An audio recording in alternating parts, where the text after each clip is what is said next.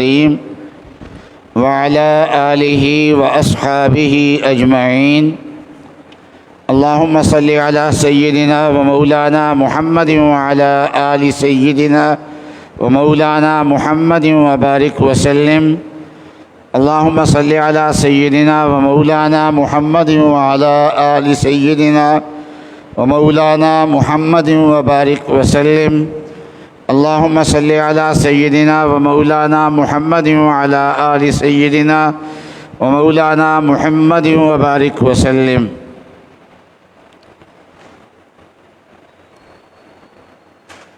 حق تعالی شانہ کا ارشاد گرامی ہے کہ وَذَرُوا ظَاهِرَ الْإِثْمِ وَبَاطِنَهُ، کہ ظاہری گناہوں کو بھی چھوڑ دو اور باطنی گناہوں کو بھی چھوڑ دو۔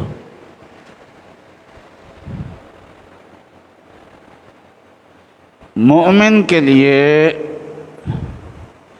دنیا میں کوئی چیز شر نہیں ہے۔ جو حالت بھی مسلمان کو پیش آتی ہے غیر اختیاری طور پہ، اس میں خیر ہی ہوتی ہے۔ جو اللہ تعالیٰ کی طرف سے پیش آتی ہے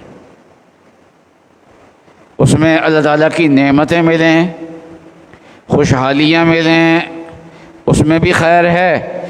اور اگر تنگ دستیاں آ جائیں، بیماریاں آ جائیں، تکلیفیں آ جائیں، اللہ تعالیٰ سے پناہ مانگنی چاہیے، عافیت مانگنی چاہیے، لیکن جب آ جائے تو پھر انسان صبر کرے اور اس سے بھی اس کے درجات بلند ہوتے ہیں۔ نبی اقدس صلی اللہ علیہ وسلم کا ارشاد گرامی ہے کہ مومن ہر حال میں خیر میں، اور اگر اس کو کوئی اچھائی ملتی ہے تو اللہ تعالیٰ کا شکر ادا کرتا ہے، اس طریقے سے اللہ کا قرب حاصل کرتا ہے، اللہ کی حمد کرتا ہے، اللہ کا شکر کرتا ہے۔ اور اگر کوئی مصیبت آتی ہے تو وہ اس پہ صبر کرتا ہے اور اللہ تعالیٰ سے اجر لیتا ہے، تو مومن ہر حال میں خیر میں ہے۔ تو مسلمان کی کوئی حالت انسان کے لیے نقصان دہ نہیں ہے، صرف ایک چیز نقصان دہ ہے، وہ ہے معاصی، اللہ تعالیٰ کی نافرمانی۔ تو اللہ تعالیٰ کی نافرمانی سے انسان کو اپنے آپ کو بچانا چاہیے، چاہے اللہ کی نافرمانی چھوڑنے کی وجہ سے کتنی ہی تکلیف کیوں نہ ہو۔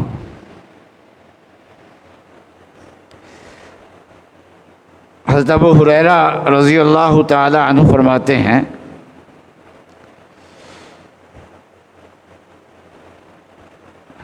کہ اوصانی خلیلی ان لا تشرک باللہ شیئا وَإِن قُتِلْتَ أَوْ حُرِّقْتَ۔ فرمایا کہ ابو ہریرہ اللہ کے ساتھ کبھی شرک نہ کرنا، اگرچہ شرک سے بچتے ہوئے تجھے قتل کر دیا جائے، تجھے آگ لگا دی جائے تو قتل ہونا برداشت کر لینا، آگ برداشت کر لینا، لیکن اللہ کے ساتھ کسی کو شریک نہ کرنا۔ اس لیے صبح سے لے کے شام تک اپنی زندگی میں جائزہ لینے کی ضرورت ہے کہ ہماری زندگی میں کون کون سی چیزیں گناہ ہیں۔ اولاً تو اس گناہ کو فوراً چھوڑ دینا چاہیے، کتنی بھی تکلیف ہو۔ آدمی پہلے یہ طے کر لے کہ میں نے گناہ چھوڑنا ہے، چاہے کچھ بھی ہو جائے، چاہے مر جاؤں، زیادہ سے زیادہ یہ ہوگا نا، میں مرنا قبول کر لوں گا لیکن گناہ کے قریب نہیں جاؤں گا۔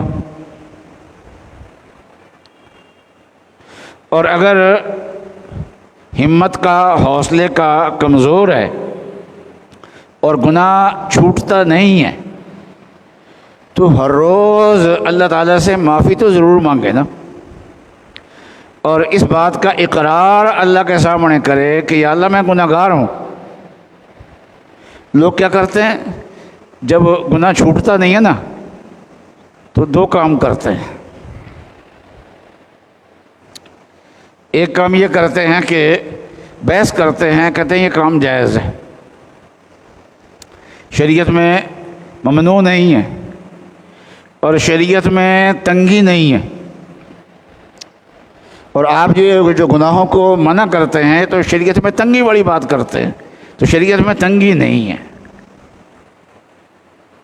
تو ہمارے والد صاحب رحمۃ اللہ علیہ فرمایا کرتے تھے کہ شریعت میں تنگی نہیں ہے، یہ بات تو ٹھیک ہے، لیکن شریعت میں اتنی فراخی بھی نہیں ہے کہ سارے گٹروں کا پانی بھی اس میں آ سکے. تو گندی چیز شریعت میں داخل نہیں ہو سکتی، تو شریعت اتنی وسیع بھی نہیں ہے. تو اس لیے انسان کو تعویل نہیں کرنی چاہیے. بعض لوگ تعویلیں کرتے ہیں اور بحث کرتے ہیں اور اس کا جائز ہونا ثابت کرنے کی کوشش کرتے ہیں، اپنے آپ کو خام خواہ تسلی دینے والی بات ہے.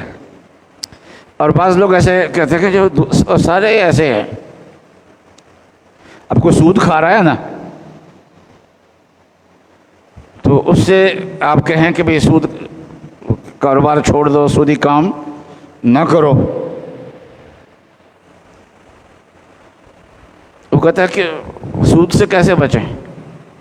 یہ جو غیر سودی بینک ہے نا، جن کو تم غیر سودی کہتے ہو، بس یہ نام کے غیر سودی ہیں، غیر نام کے اسلامی ہیں، ورنہ تو اس کے اندر بھی سود کا کاروبار ہو رہا ہے.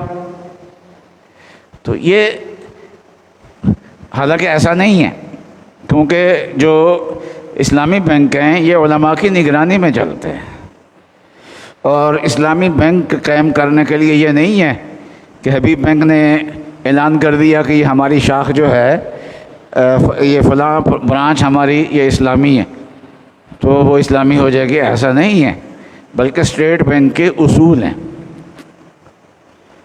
ان اصولوں پہ، اس معیار پہ پورا اترنا پڑے گا. ان کے سٹینڈرڈ ہے اسٹیٹ بینک کے، اور سخت ہے سٹینڈرڈ ہے، تو ان پہ پورا اترے گا اور وہ بنائے علماء نے، پھر وہ اسلامی کہلائے گا. اور پھر بھی اس پہ علماء کی نگرانی رہے گی، اور شریعہ ایڈوائزر جو ہے وہ مسلسل رہے گا. تو شریعہ ایڈوائزری وغیرہ ہوتی ہے، ایسا نہیں ہے. تو بس اوقات سود کی اور جائز کاروبار کی شکل ایک جیسی ہو جاتی ہے. ایسا ہوتا ہے، جائز کاروبار کی اور سود کی شکل ایک جیسی ہو جاتی ہے. لیکن سود میں ہوتا ہے پیسہ دے کے اس پہ منافع لیا جاتا ہے، اور کاروبار میں کوئی چیز دی جاتی ہے اس پہ منافع لیا جاتا ہے. جب درمیان میں کوئی چیز آ جائے تو وہ جو پیسہ ہوتا ہے بینک سے ملنے والا، وہ پھر وہ قرضہ نہیں رہتا، وہ قرضہ ہونا ختم ہو جاتا ہے. اب دو آدمی ہیں اور ان دونوں کے پاس 3 کروڑ روپے آئے، تو ایک آدمی نے 3 کروڑ کا ایک بڑا مکان خرید لیا، 10 مرلے کا مکان اچھا بنا ہوا خرید لیا، اور ماہانہ لاکھ روپے پہ اس کو کرائے پہ دے دیا. دوسرے آدمی نے وہ 3 کروڑ روپیہ لوگوں کو قرضہ دے دیا اور کہا کہ جو ہے میں بھی ماہانہ لاکھ روپے وصول لوں گا. تو دونوں لاکھ روپے لے رہے ہیں 3 کروڑ کے اوپر ماہانہ، لیکن یہ ہے کہ ایک پیسے دے کے لے رہا ہے اور ایک مکان دے کے لے رہا ہے، تو اس لیے فرق ہے. تو درمیان میں کوئی چیز آ جائے تو یہ بحث کیوں کرتے ہیں؟ یہ اصل میں اسلامی بینکوں پہ اعتراض نہیں کرنا چاہتے، اصل میں وہ سود اپنے لیے حلال کرنا چاہتے ہوتے. تو ایسی تعویلیں، ایسی بحثوں میں نہیں پڑنا چاہیے، بلکہ اللہ کے سامنے سیدھا سیدھا اقرار کرے کہ یا اللہ میں سود کھا رہا ہوں، میں اس کو چھوڑنا چاہتا ہوں، میں کمزور ہوں، مجھ سے چھوٹتا نہیں ہے، یا اللہ آپ میری مدد فرمائیے. تو اللہ تعالیٰ سے یہ کہتا رہے، معافی بھی مانگتا رہے، تو اللہ تعالیٰ کی رحمت بڑی وسیع ہے. تو ایسے آدمی کی موت اگر اسی حالت کے اندر بھی آ گئی تو اللہ کی رحمت سے توقع یہی ہے کہ اس کی نجات ہو جائے گی۔ اس لیے گناہوں سے بچنے کا اہتمام کرنا چاہیے اور گناہوں میں تعویلیں نہیں کرنی چاہیے اور گناہوں کو جائز کرنے کی کوشش نہیں کرنی چاہیے، گناہوں کے جواز پہ بحثیں نہیں کرنی چاہیے اور یہ جواز نہیں پیش کرنا چاہیے کہ جو لوگ گناہوں سے نیک لوگ ہیں وہ بھی گناہ میں مبتلا ہے۔ ہم نے دیکھے فلاں مولوی بھی ایسا ہے، فلاں مولوی بھی ایسا ہے، ان کا گھر کے حالات بھی ایسے ہیں۔ تو بھائی نمونہ نبی صلی اللہ علیہ وسلم ہے، علماء نہیں ہے جی، نبی اقدس صلی اللہ علیہ وسلم نمونہ ہے۔ اولاً تو وہ باتیں اکثر غلط ہوتی ہیں، صحیح نہیں ہوتی۔ ایک بڑے ہمارے عالم ہیں اور لیڈر بھی ہیں، تو وہ ڈاکٹر کے پاس چلے گئے اور ان کا بیٹا تھا، وہ عالم بن رہا تھا اور ڈاکٹر کے پاس آنکھیں چیک کرانے کے لیے گیا۔ ڈاکٹر ساتھ ساتھ باتیں بھی کرتا رہا، کیا کرتے ہو؟ انہوں نے کہا جی قرآن شریف حفظ کیا ہے، اب میں عالم بن رہا ہوں، یہ چیزیں بتائیں۔